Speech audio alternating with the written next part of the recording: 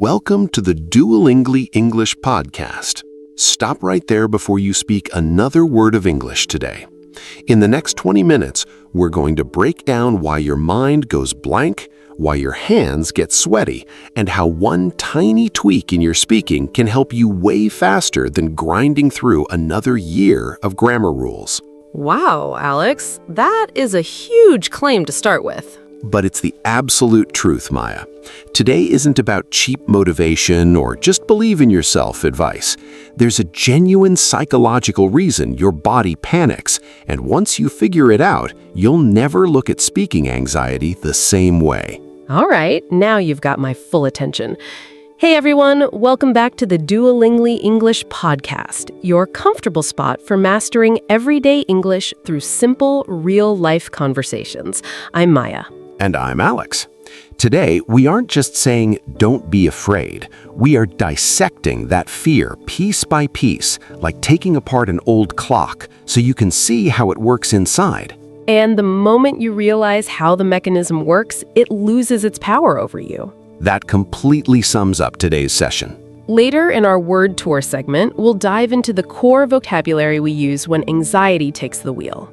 And in Say It Better, we're going to take those harsh negative thoughts learners repeat in their heads, like, everyone is judging my terrible accent, and turn them into empowering, realistic statements you can actually use. Plus, if you want to practice after listening, the Duolingo English Club has you covered, with full transcripts, vocabulary breakdowns, interactive quizzes, and shadowing exercises. So you don't just listen, you actually build the muscle memory. So, if opening your mouth to speak English makes your heart race, stick around. Because first, we have to talk about the freeze. That exact second when your mind suddenly turns into a blank slate. And your voice just completely disappears. Exactly. Most learners assume I froze because my vocabulary is weak, but that's rarely the actual truth. So what is really going on behind the scenes? Your brain is performing an instant risk assessment. In a fraction of a second, it asks, am I safe? Will they make fun of me? Am I going to look foolish? And while it's processing all that fear, it's also trying to recall words, form sentences, and apply grammar rules. That is way too much pressure for one split second. Absolutely overwhelming. And here's the crazy part. This system triggers faster than your conscious thought. Your body reacts before you even process the idea. That's why your pulse races before you even realize you're nervous. Let's pause right here, because this is where so many learners blame themselves. They think, why am I so terrified? It's just a casual sentence. But to your subconscious brain, it doesn't feel like a simple sentence. It feels like an ultimate social test. That makes so much sense. A learner is secretly thinking, please don't notice my mistakes. Please don't judge my voice. Please don't laugh at my accent. And very often, the brain starts predicting humiliation long before anything negative actually happens.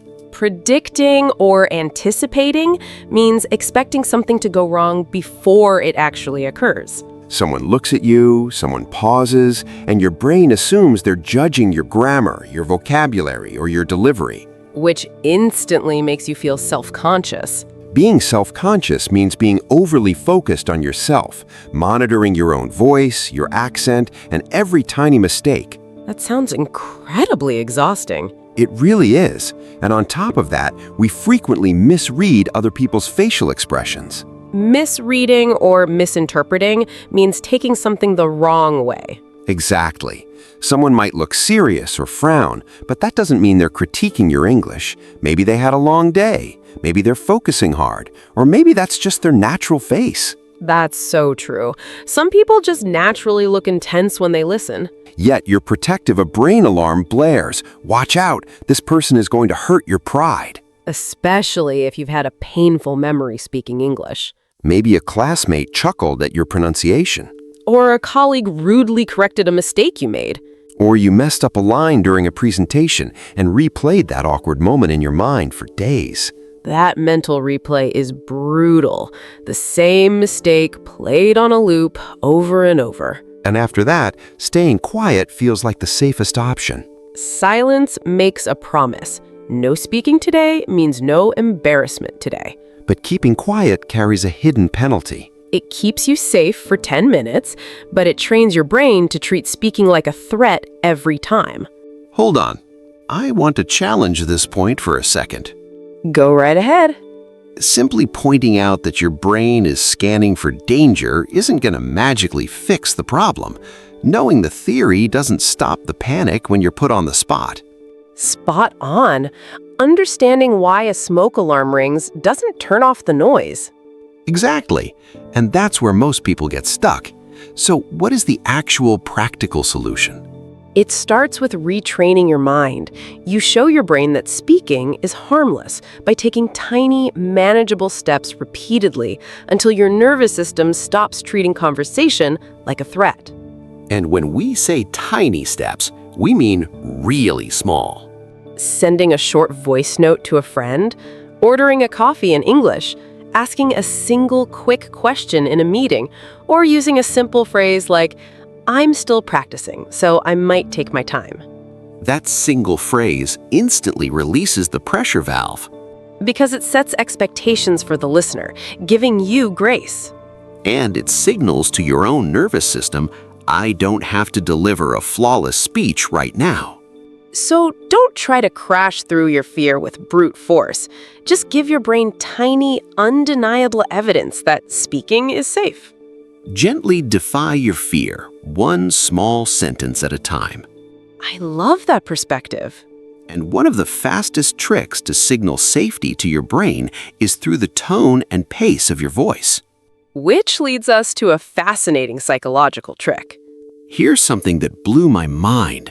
The tempo of a single person's voice can change the energy of an entire room almost instantly. Like an emotional ripple effect? Exactly that.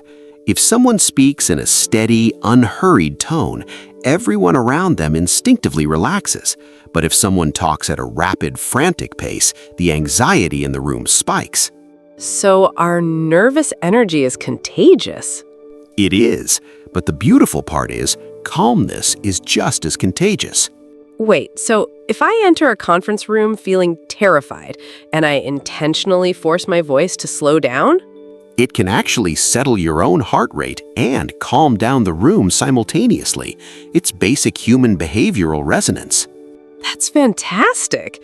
That means I don't need to feel 100% confident inside first. I can just artificially slow my vocal speed, and real confidence will catch up. Confidence is like a buddy who shows up late to the party, but always shows up eventually. Classic Alex analogy right there. But it's true. Fear urges you to rush. It screams, talk fast and escape the interaction. While calm says, take a deep breath and pause. Here is how you apply this in real life. Imagine your boss asks, "What's your opinion on this?" Your heart jumps. You want to hurry through an answer, but instead, you deliver a controlled line. I have a quick thought on that. Then you intentionally pause. Perhaps we could test this approach next month. That is basic vocabulary, but it sounds authoritative because the rhythm is steady. So confidence isn't just about knowing advanced words. Confidence is heavily about pacing and rhythm. And what if your voice trembles? Let it tremble. A shaky voice isn't a failure, it's just excess adrenaline leaving your body. The panic you feel inside is almost always far more intense than what people see on the outside. Exactly. So stop judging your performance based on your inner nervousness. Ask yourself a better question. Did my point get across? And if clear communication is the true goal, we don't need huge dictionary words. We need clear, functional words. Let's destroy a common myth right now. Many learners believe, I must use complex vocabulary to sound intelligent in English. Absolute lie. A massive misconception. Let me break it down. People naturally trust clear, direct sentences far more than overly complicated ones. If you try using a fancy word you aren't comfortable with and misapply it, it makes you sound hesitant, not smarter. So a straightforward, clear sentence always beats a long, shaky one. 100% of the time. Simple isn't amateur. Simple is powerful. This is so vital because so many learners feel ashamed when using basic English. They assume simple equals beginner level, but simple can be executive, professional, and sharp. Sharp? Clean and effective, like a precision tool. No fluff, just purpose. I like that metaphor. I actually learned this lesson through a very embarrassing moment myself. Oh, great. Story time with Alex. Years ago, during an important call, I wanted to sound like an expert. Instead of saying, "We need a better plan," I tried saying, "We ought to strategically reevaluate and optimize our operational methodology." That sounds like a textbook wrote it. It was a disaster. Halfway through that mouthful, I lost my train of thought. I used big words, completely forgot my core point, and got lost in a cloud of corporate jargon. Corporate jargon fog. It was humiliating. If I had just said, "We need a better plan," everyone would have understood instantly and moved on. That's a huge takeaway. The purpose wasn't to show off, it was to share an idea. Right. When you're anxious, fancy words act like bulky furniture in a tiny room. You keep tripping over them. So when stress is high, lean on simple language. In a work setting, instead of saying, "The proposed project timeline seems unfeasible given our current resource constraints," You can simply say, "I think we need extra time." or "We don't have enough staff right now." Or, "Can we revisit the deadline?" Short, effective, and direct. And infinitely easier to say without stumbling. Okay, let me play devil's advocate for a second. Here we go again. I do believe there's value in pushing your limits and trying out new words to expand your range. If you always hide in your comfort zone with basic words, your vocabulary will stagnate. That is a fair balance. Simple words are your foundation under pressure, and new vocabulary is for low-stress practice. Exactly. We found the middle ground. Practice advanced words when the pressure is low, in a private recording, during journaling, or in a practice chat. But when your nerves are spiking? Stick to words you can execute comfortably. And what if your mind goes totally blank anyway? Don't freak out. You don't always need to produce a statement immediately. You can just ask a question instead. Here is a powerful communication secret. Asking a question doesn't just help you, it engages the other person. People naturally love expressing their thoughts, so instead of scrambling for an answer, turn the mic back to them. So if I freeze up, I can just throw a question back. Exactly. What do you mean by that? Or could you elaborate on that point? It buys you precious breathing time, removes the spotlight from you, and keeps the flow going. Win-win-win. That is such a brilliant strategy. I've used that naturally without even labeling it. See? You're a natural strategist. But seriously, a good question completely shifts the dynamic of a conversation. Absolutely. If someone asks, "What's your stance on this?" and you blank out, you don't need to formulate a brilliant speech on the spot. You can reply, "Could you clarify that last part for me?" Or, "What's our primary objective here?" Or, "Could you give me a quick example?" Asking for clarification isn't a sign of weakness. Not at all. It shows you're actively engaged and want to understand accurately. I really want our listeners to absorb that. Asking someone to repeat themselves doesn't mean your English is bad. It means you care about clear communication. Native and fluent speakers ask people to repeat themselves all the time. Especially on online calls where audio quality sounds like someone speaking from under a bucket. That is wildly accurate. So ask away. Could you repeat that? Could you say that a bit slower? What do you mean? A question is your emergency exit back into the conversation. Love that. See, Alex brings the bucket metaphor, and I bring the exit door. We make a great team. Absolutely. So far, we've covered vocal speed, simple vocabulary, and using questions. But there's another trap learners fall into. The endless mega sentence. Oh, yes. The sentence that starts strong and ends up lost in a deep, dark forest. Let's address that forest. Many learners attempt to construct a massive, complex grammatical structure in their heads before opening their mouths. And it almost always collapses halfway through. Here's the key to making speaking feel effortless: chunking. Speak in short phrases, pause, and then deliver the next short phrase. A chunk is just a small, bite-sized piece of information, and small pieces are much easier to manage when you're anxious. Plus, listeners actually digest short information chunks much better. Long, rambling sentences make people lose focus in any language. So chunking helps both you and the person listening to you. Short and clear always wins over long and confusing. Let's look at a simple comparison. Please, no endless sentences in our chunking section. A learner might try to say, "I couldn't complete the task yesterday because multiple unexpected issues came up and I was stuck waiting for my colleague to send the final report." Grammatically fine, but heavy to deliver under pressure. Instead, break it down.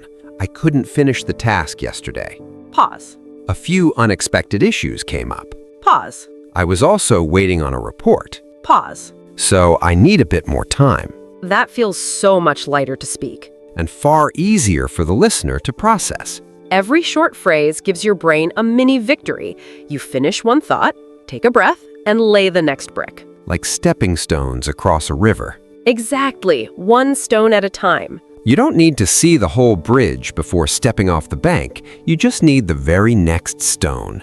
And if you forget a specific word along the way? You simply describe around it. Have you ever done that in real life, Alex? Oh, definitely. It reminds me of my famous umbrella moment. An umbrella moment? I completely blanked on the word umbrella in the middle of telling a story about getting caught in a sudden downpour. Total brain freeze. What did you do? I just gestured and said, "You know, that handheld canopy thing you open so the rain doesn't soak you?" The other person laughed and said, "An umbrella." And honestly, that funny moment made the story way more memorable. That proves a major point. A genuine, slightly imperfect human interaction builds far better connection than a cold, flawless sentence ever could. People remember the emotion and connection, not whether your grammar was 100% perfect.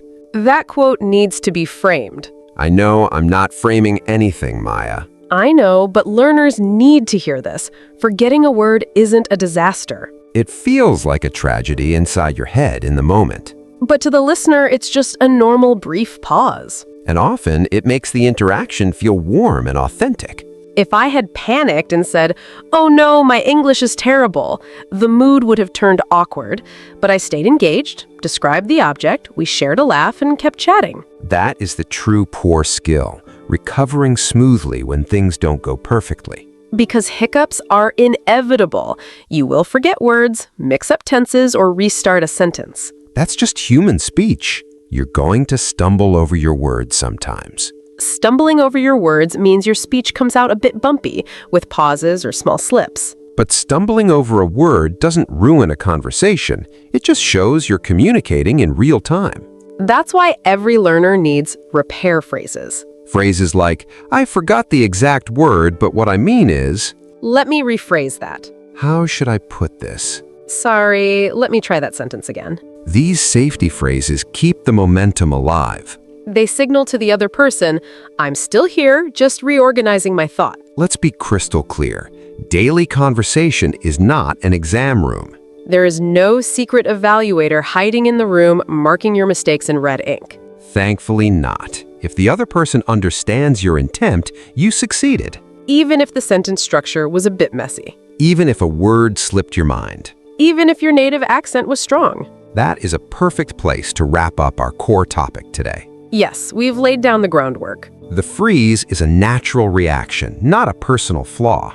And the cure isn't mastering complex grammar, it's adopting a calmer approach to speaking through anxiety. Slow down your speaking tempo when panic tells you to rush. Choose plain, clear words when your brain feels overwhelmed. Throw out a question when you need time to think. Speak in bite-sized chunks when long sentences feel heavy. And deploy repair phrases when a word slips away. That's plenty of wisdom for today.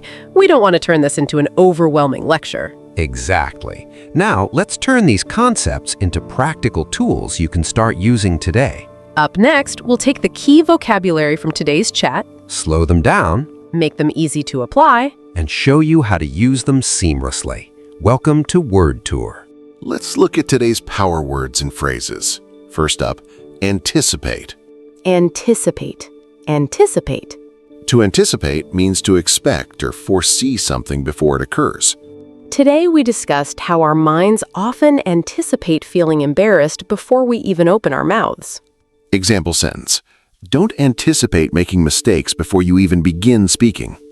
Or, I anticipated a tough interview, but it went smoothly. Next up, self-conscious. Self-conscious. Self-conscious. Being self-conscious means being overly focused on your appearance, voice, accent, or potential errors. Example, I felt self-conscious speaking in front of the team. Or, she used to feel self-conscious about her accent, but now she speaks confidently. Our next word is misinterpret. Misinterpret. Misinterpret. To misinterpret means to understand a situation or word incorrectly. Example, I misinterpreted her neutral face and thought she was annoyed. Or, don't misinterpret a silent pause as judgment. Next phrase, stumble over words. Stumble over words. Stumble over words. To stumble over words means struggling to speak smoothly, making slight hesitations or mistakes. Example, I stumbled over my words during the update, but I finished strong. Or, even native speakers stumble over their words when tired. Next word, chunk. Chunk. Chunk. A chunk is a small portion or block of something. In language, it refers to a short phrase or idea unit. Example, instead of long sentences, I express my thoughts in chunks. Or, try breaking your presentation down into smaller chunks. Finally, repair phrase. Repair phrase. Repair phrase. A repair phrase is a quick tool sentence that helps you reset a conversation when you lose your train of thought. Example, let me rephrase that. Or, sorry, let me start that thought over. Today's featured vocabulary: anticipate, self-conscious, misinterpret, stumble over words, chunk, and repair phrase. These key terms cover both the mental challenges of fear and the practical strategies to overcome them. And if you want to master these terms step by step, the Dopely English Club is your go-to resource. Access full transcripts, word cards, interactive quizzes, and shadowing practice. Turn theoretical knowledge into spoken fluency. And that brings us to Say It Better. This is where we transform heavy, negative self-talk into constructive, empowering mindsets. Because often, the meanest comments aren't coming from others. They come from our own inner voice. First negative thought, I know I'm going to make a fool of myself. That's anxiety talking, not facts. A better shift is, I might be anticipating embarrassment, but that doesn't mean it's guaranteed to happen. That acknowledges the feeling without letting it control the outcome. Next negative thought, everyone is critiquing my bad English. Extremely common fear. Reframe it to, I feel self-conscious right now, but most listeners are just focused on my core message. Grounded, realistic, and reassuring. Next thought, I must form a perfect sentence in my head before I open my mouth. That creates massive paralysis. Reframe it to, I can express my idea in small chunks, step by step. You don't need a full map. Just focus on the next step. Final negative thought, if I forget a word, the whole conversation is ruined. Completely false. Reframe it to, I can use a simple repair phrase and keep moving forward. Forgetting a word is just a small bump, not a roadblock. So, our upgraded statements for this week are, I might be anticipating embarrassment, but that doesn't mean it's guaranteed to happen. I feel self-conscious right now, but most listeners are just focused on my core message. I can express my idea in small chunks, step by step. I can use a simple repair phrase and keep moving forward. Keep one of these mantras in mind this week, before a presentation, a phone call, or a practice session. And this brings us to our final takeaway for today. If your mind freezes this week, don't tell yourself, my English is terrible. Take a breath, pause, and break it down smaller. Ask a quick question. Use a simple, short phrase. And if you stumble over a word, just keep rolling. Because real fluency isn't about perfection. It's about staying present in the conversation. That is your leap for today. Go out there and take it. Thank you so much for tuning in to the Dopely English Podcast. Catch you in the next episode. Bye for now. On your way.